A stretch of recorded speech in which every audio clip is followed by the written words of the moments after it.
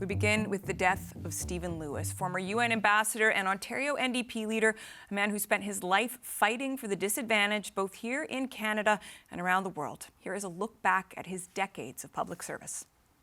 I cannot expunge from my mind the heartless indifference, the criminal neglect of the last decade. Stephen Lewis spent his life using his brilliance, his rage, his determination to fight injustice. One of Canada's great orators, he was a lifelong democratic socialist, son of federal NDP leader David Lewis. His mother wanted him to be a concert pianist. He wanted to help people. He joined the Ontario legislature in 1963. We will oppose the bill throughout the afternoon, leading Ontario's NDP through most of the 70s. There was shock in 1984 when progressive conservative Brian Mulroney chose Lewis as ambassador to the United Nations. This is the most remarkable thing. I wonder if you weren't even more surprised about this appointment than we were. No, I think we share levels of flabbergastedness equally. Using his pointed powers of persuasion. How it was possible that things should come to such a pass in a world which regards itself as fundamentally civilized. He may from time to time slip in an adjective we hadn't foreseen, but that has brought only honor to the country. Mulroney and Lewis found common purpose, battling to end South African apartheid. No more time for tears. The tears are over. We're just waiting as we sit on top of this volcano for the whole thing to blow up. Lewis would later call that fight a moment he would forever value. The second great fight of his life. Around the continent, hundreds of thousands of children don't have access to treatment. In 2005, he was named UN Special Envoy on AIDS in Africa. And we will never subdue the gruesome force of AIDS until the rights of women become paramount. Insisting the world must do more, pained by injustices like the millions orphaned. You're speaking to a 5 or 6 or 7-year-old child, and this kid is weeping uncontrollably as they try to describe their life. Again, he called out global powers and, as he did throughout his life, demanded better of all of us. Can someone, anyone, please explain to me our contemporary balance of values? Thank you. Stephen Lewis was an early environmentalist, chairing the first international conference on climate change in 1998, which paved the way for environmental policy worldwide. Over the years, Lewis became close friends with leading Canadian environmental researcher David Suzuki. The pair met in 2001 over a shared bond for climate issues and politics. In 2019, Suzuki and Lewis traveled the country for the Climate First tour, talking about the dangers of the climate crisis. Both men were in their 80s at the time. This was Suzuki and Lewis on that tour, making a stop in Toronto. David Suzuki joins us now to share more about the life of his friend, Stephen Lewis. My condolences, Mr. Suzuki. Thank you for taking the time. I don't know if I can speak after seeing that package. I'm very, very sorry for your loss. One thing that struck me about your friendship with this incredible man that people might not expect is you two made each other laugh a lot. I don't know that people would have thought David Suzuki and Stephen Lewis like yucking it up all the time, but it was a great part. It was a great part of his oratory. It seems to me. I mean, he always had a little jab in there that, in many ways, was very funny. I think you saw Joe Clark say, you know, he put the occasional word in there, and he's right. He's a very, very funny man. And he was a joy to be with and to work together. You know, I was so honored and privileged to be able to spend time with him on Saturday, just a day and a half before he died. And I just held his hand. You know, he was kind of drifting in and out, but he said, gosh, if only we had met when we were younger, what we could have done together. And that was such a compliment for me, because to me, he was my great hero.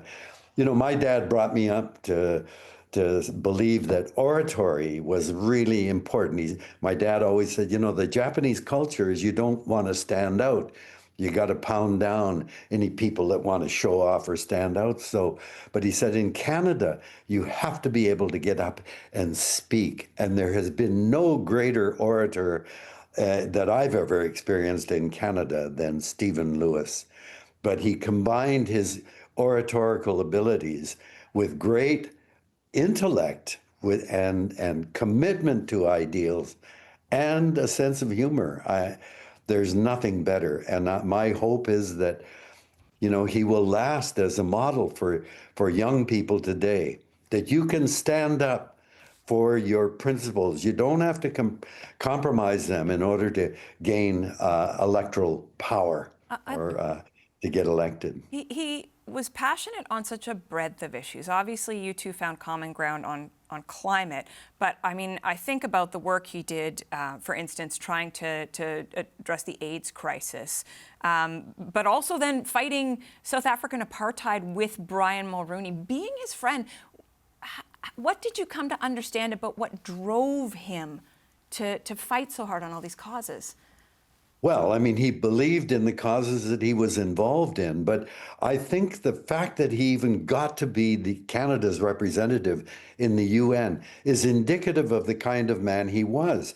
Bill Davis was the premier while Stephen was fighting in opposition, and it was Bill Davis who asked Stephen, would you consider being a UN representative?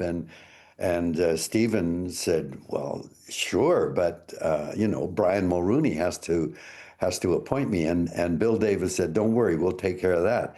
And to me, that was an indication that much as Stephen was effective in arguing against his opponents, there was always a respect for those people that left the door open for possibilities.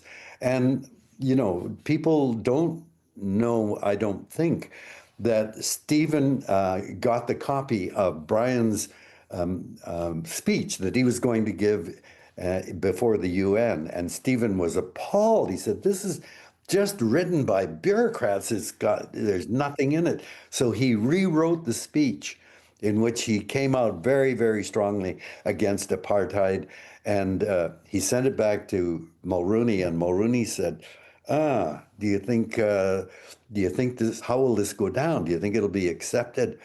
And Stephen said, you'll get a standing ovation if you deliver this. He did, and did get a standing ovation. So there was a man, you know, who was behind the scenes, but had a huge impact. I've always been very proud of Mulroney's stand on discrimination, on apartheid, but he was also the man that signed the apology to Japanese Canadians for what happened during the Second World War. Well, if I can ask, sir, there's a lovely profile of your friendship with Stephen Lewis in the National Observer, but there's also a reference to Brian Mulroney in there, and I just want to share it. It says that Mr. Lewis and Brian Mulroney spoke just before Mulroney's death. In one of their last calls, Mulroney told Lewis he loved him. Lewis said the feeling was mutual. I wonder what you take from a man who would build such strong bonds across the political spectrum. Well, I think that's you know, that's a model for the way politicians should treat each other. You know, your fellow politicians, you may be in different parties. What Donald Trump has done is something that is so egregious. It makes me sick to think that, you know, if you oppose him, then, you know, you're ridiculous, and he calls you every name in the dictionary, and it's that kind of lack of respect that prevents any kind of cooperation or you know, working together in any way. And I decry that, and I think Stephen's life is an example of how that door was always open with him. And you know, to me, the important legacy of Stephen is that Canadians and young people see that one can navigate politics without compromising one's principles or ideals, and yet have the respect of the opponents, to listen to them and be listened to. That's the important legacy of that he had. And you know, he knew he was dying for over 7 years, and he just struggled and struggled. And all the while during those years, it was my privilege to have worked with him. We actually toured some Canadian universities on climate together, and you know, he was very engaged right up to the very end.